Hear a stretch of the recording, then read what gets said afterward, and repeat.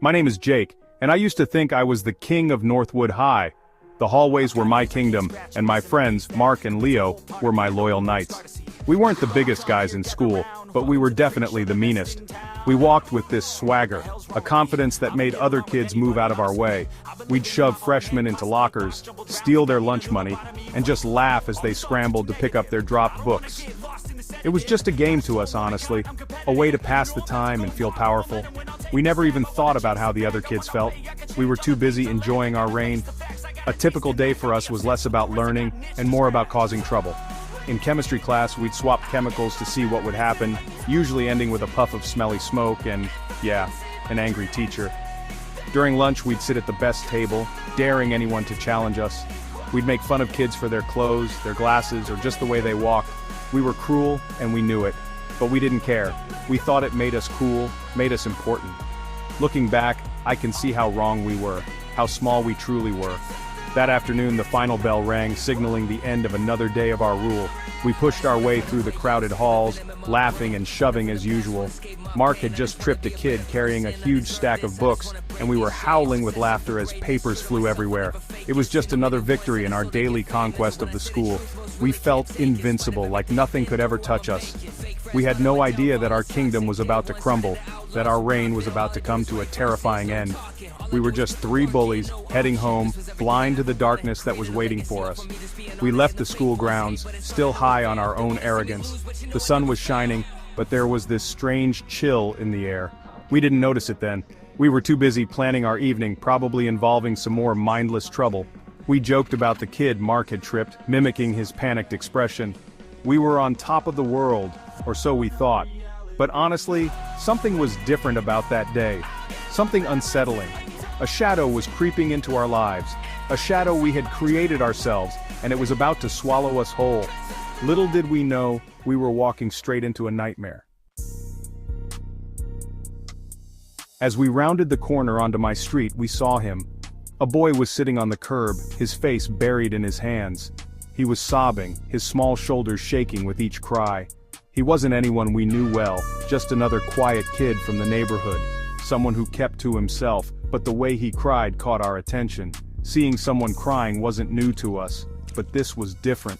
It wasn't the quiet sniffle we were used to. It was a deep, desperate weeping that sounded like real pain. We stopped, our usual taunts dying on our lips.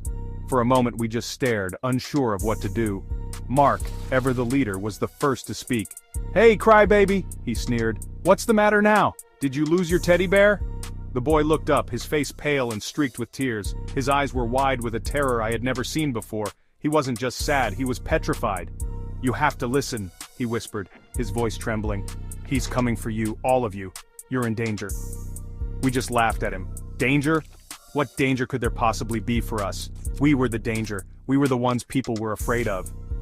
"Who's coming for us?" I asked, rolling my eyes. "Your imaginary friend?" He shook his head frantically, more tears spilling down his cheeks. "He knows what you did," the boy stammered, scrambling to his feet. "He's going to make you pay." Before we could ask another question, he ran off, disappearing down the street as if he were being chased. We stood there for a moment, a little unsettled by his strange warning, but we quickly shook it off. It was just some kid being weird, we told ourselves, just another one of those dramatic moments. We shrugged and continued on our way, dismissing the encounter as nothing more than a weird prank. We laughed it off, calling the kid crazy, but a small seed of unease had been planted. There was something in his eyes, a genuine fear that was hard to ignore completely. We tried to forget it, to push the image of his terrified face out of our minds. We split up at the end of the block, each heading to our own homes. We had no idea that the warning wasn't a prank, it was a promise. And the nightmare was just beginning to unfold. That night, I was trying to do my homework when I found it. Tucked inside my history textbook was a single playing card. It was the Joker. But this wasn't a normal Joker. It had a twisted, sinister smile, and its eyes seemed to follow me. On the back, written in messy red ink, were 3 words. "You're next, Jake." A cold shiver ran down my spine. How did this get here? Was it Alex? It had to be. It was just a stupid scare tactic. But as I stared at the card, I couldn't shake the feeling that this was something more, something much worse than a high school prank. Later, a loud knock echoed through my apartment. Knock, knock, knock. It was late, well past midnight. My parents were out and I was alone. I crept to the door and peered through the peephole. No one was there. The hallway was empty and silent. I thought maybe I had imagined it, but then it came again, louder this time, more insistent. Knock, knock, knock. My heart pounded in my chest. I backed away from the door, my hands trembling. I called Mark, but his phone went straight to voicemail. I tried Leo. Same thing.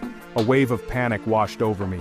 The next morning, the real horror began. I went to Mark's apartment, but his mom said he never came home. Then I went to Leo's. His parents said the same thing. They were gone, vanished. It was then that I saw them. Tucked in the dark corner of my building's storage room were 3 large cardboard boxes. My blood ran cold when I saw the names scrawled on the side in that same messy red ink from the card. One box said Mark, another said Leo. The third one, the one that made me want to scream, had my name on it, Jake. I didn't want to look. I knew I shouldn't, but I had to. My hands shaking, I lifted the lid on the box labeled Mark. I gasped and stumbled backward. A scream caught in my throat. Inside, nestled among old rags, were bones, human bones. I slammed the lid shut, my mind reeling in terror. This couldn't be real. It was a nightmare. I frantically called the police, my voice a choked whisper as I tried to explain the impossible horror I had just discovered. My friends were gone, and I knew with a certainty that chilled me to my very soul that I was next. The police arrived quickly, their flashing lights painting my world in red and blue. They treated me like a suspect at first, questioning me for hours. I told them everything. About our bullying, about Alex's warning, the card, the knocks, the boxes. They found the remains, just as I had described. The investigation led them back to Northwood High, back to the long list of kids we had tormented. And then they found him. It wasn't Alex. Alex was already dead. He'd taken his own life years ago, broken by what we did. The man they caught was a stranger to us, but not to Alex. He was Alex's older brother who had come back for revenge. The shock hit me like a physical blow. Our stupid, cruel games had led to this. Mark and Leo were gone, not just missing, but gone forever. And it was my fault. It was all of our faults.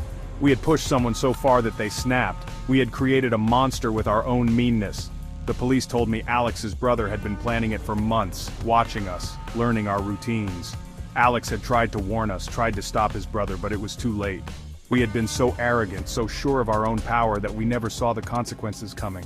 I am no longer the king of anything. I am a ghost in the hallways of my own life. I changed schools, moved to a new town, but I can't escape the memories. Every time I close my eyes, I see the twisted smile of the Joker card. I hear the late-night knock on my door. But the worst was when the police opened those boxes with our names on them. Inside, they found the decayed remains of Mark and Leo, and a letter that read, "I killed your friends in a brutal way you can't even imagine. Your death is on my hands. I live in constant fear, always looking over my shoulder, waiting for a shadow to emerge from the darkness. The arrogance I once wore like a crown has been replaced by a heavy cloak of regret and terror. I'm haunted, and I know I will be for the rest of my life. Sometimes I wonder if I'm truly safe, or if this is just a pause in the nightmare. The fear never really goes away. It's a cold presence that sits in my chest, a constant reminder of what I did and what it cost. I try to be a better person now, to be kind, but it feels hollow. It can't bring my friends back. It can't erase the past. I am Jake, and I was a bully. And now, I am forever paying the price. I can't find peace. I don't think I ever will. The haunting is my punishment, and it's a life sentence.